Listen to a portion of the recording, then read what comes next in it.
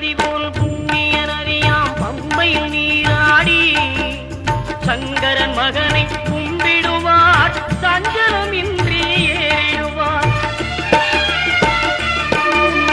நீலிமலை ஏற்றம் சிவபாலனும் ஏற்றிடுவார். காலமெல்லாம் நமக்கே அருள்காவலனாயிருப்பார். தேகபலம் தா பாதபலம் தா தேகபலம் தா பாதபலம் தா தேகபலம் தா